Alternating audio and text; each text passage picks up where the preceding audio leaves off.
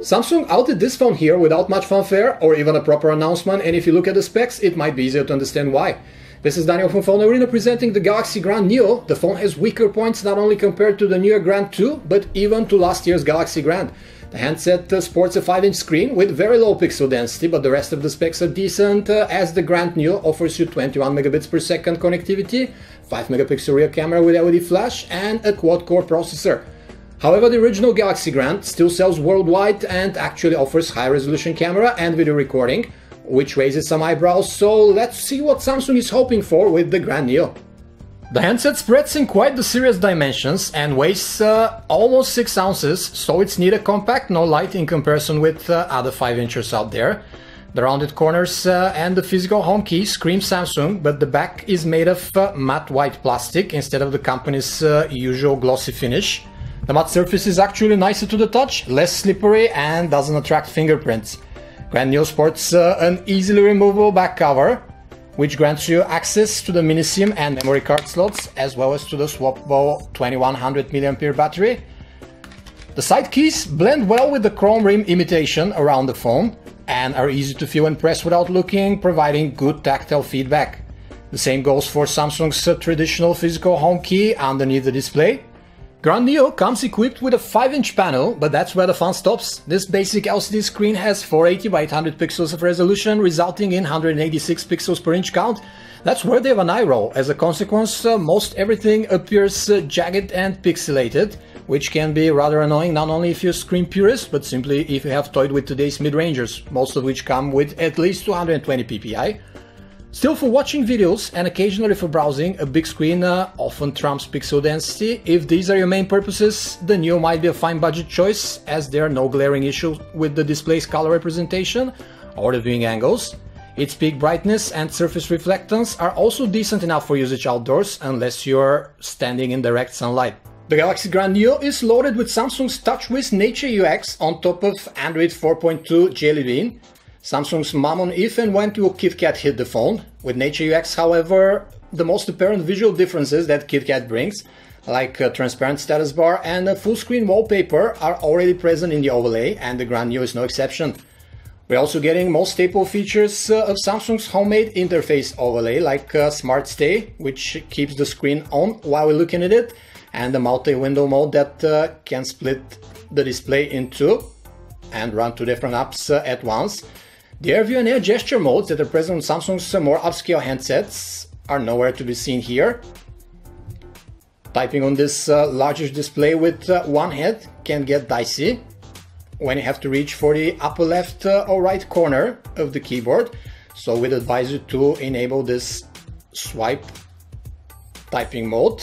As with most of its big screen phones, Samsung also includes a way to scooch the keyboard dialer or calculator to the left or the right, so that you can type with one hand without the risk of dropping your handset. The Grand Neo comes with a 1.2 GHz Broadcom processor with 4 Cortex-A7 cores, while last year's Grand came with a dual-core Cortex-A9 of the same frequency.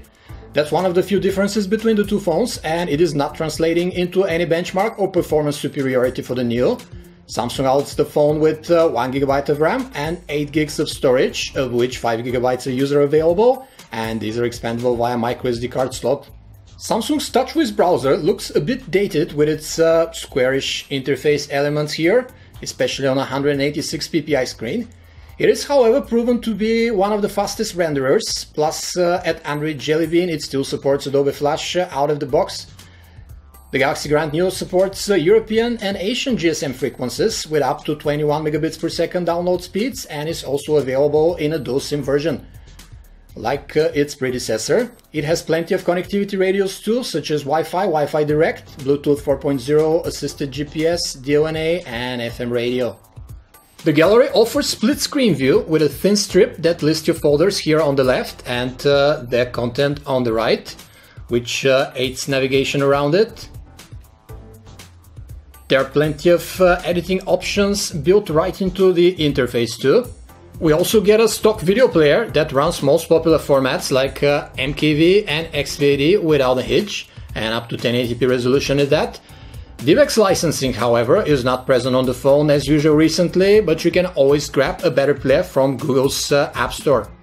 The music player with its squarish UI elements is familiar from many Samsung phones. The interface might be unimpressive, but it offers all the basics, like song categorization, as well as an abundance of equalizer presets.